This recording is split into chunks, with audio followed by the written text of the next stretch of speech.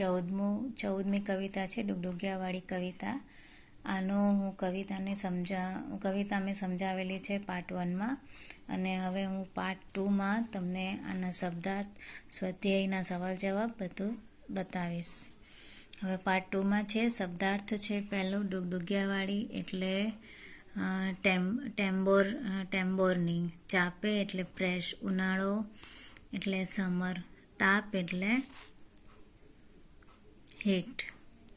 Okay, આગળ મજાની એટલે એટ્રેક્ટિવ, રૂપાળી, બ્યુટીફુલ, તાળી ક્લેપિંગ એટલે તાળી પાડવી, ભાળું એટલે ટુ સી જોવું, બરાબર, ભાળવું એટલે જોવું, સાત તાળી એટલે અ નેમ ઓફ અ ગેમ, બોલાવે એટલે કોલ, કાયા બોડી, માયા લવ અફેક્શન, અને જાયા એટલે સન એટલે પુત્ર, અને રોજ એટલે એવરીડે.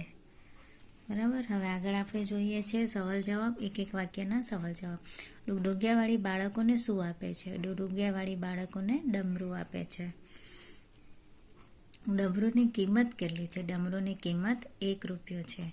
ડુગડુગિયાવાળી કઈ ઋતુમાં આવે છે? ડુગડુગિયાવાળી ઉનાળાની ઋતુમાં આવે છે.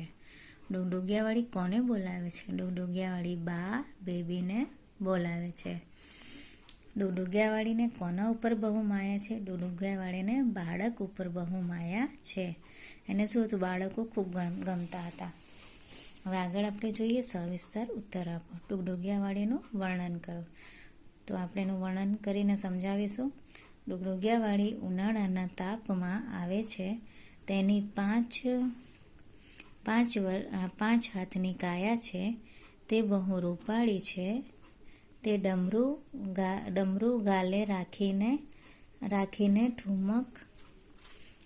ઠુમક ચાલે છે. તે બાબા બેબીને બોલાવે છે. તે 1 રૂપિયામાં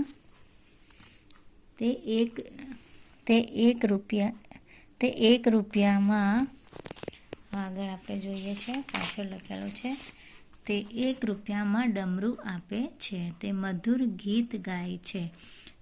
તેને બાળક ઉપર બહુ માયા છે. હું આ વર્ણનનું પાછું બીજી વાર કરું છું, બરાબર સાંભળજો. ડુગડુગિયાવાળી ઉનાળાના તાપમાં આવે છે અને તેના 5 હાથની કાયા છે. તે બહુ રૂપાળી છે. તે ડમરું ગાલે રાખીને ઠુમક ચાલે છે. તે બાબા બેબીને બોલાવે છે.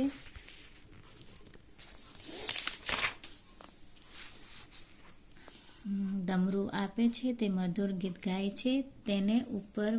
તેને બાળક ઉપર બહુ પ્રેમ છે અને માયા છે. હવે આગળ જોઈએ કૌંસમાંથી યોગ્ય શબ્દ પસંદ કરી ખાલી જગ્યા પૂરો. ડુગડુગિયાવાળી રોજ મને આપે છે. ખાલી જગ્યા શું આપે છે? તાળી આપે છે.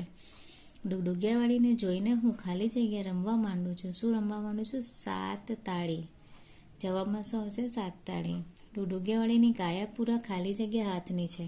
5 હાથની છે, બરાબર. એટલે પહેલામાં જવાબ આવશે તાળી, બીજામાં 7 તાળી, ત્રીજામાં 5. હવે આગળ જોઈએ આપણે વ્યાકરણ લેખન. સાચી જોડણી શોધીને લખો. ઉનાળો પહેલું આવશે રૂપિયામાં, બીજો નંબર આવશે ત્રીજામાં 7 તાળી, અને ચોથામાં જાપો, બરાબર. હવે આગળ આપણે જોઈએ નીચે બતાવ્યા પ્રમાણે કૌંસમાંથી યોગ્ય પૂર્વ પ્રત્યયનો ઉપયોગ કરી વિરોધાર્થી શબ્દ બનાવીને લખો. અણ, કુ, વણ, બત, ઘેર, બિન અને બે. એટલે આમાં શું કરવાનું છે? આપણે શબ્દની આગળ પાછળ એવા શબ્દ મૂકવાના છે જેથી તે પૂર્વ પ્રત્યય બને, બરાબર. હવે આપણે જોઈએ છે એમાં આવડતમાં શું આવશે? અણ આવડત. આમાં આગળ શું લખવાનું છે? અણ. સત્યમાં અસત્ય, ધ્યાનમાં બેધ્યાન, હાજરમાં ગેરહાજર, નામમાં બદનામ, લોભી વણલોભી, જરૂરી બિનજરૂરી, સુપુત્ર કુપુત્ર, બરાબર. આ પાઠનું ચેપ્ટરનું એક્સપ્લેનેશન મેં પાર્ટ 1માં કરેલું છે, અને પાર્ટ 2માં મેં સ્વાધ્યાયના સવાલ જવાબ અને શબ્દાર્થ સમજાવેલા છે. પ્લીઝ લાઇક, શેર, સબસ્ક્રાઈબ કરો, અને 15મા ચેપ્ટરનું નેક્સ્ટ વિડીયોમાં હું તમને બતાવીશ.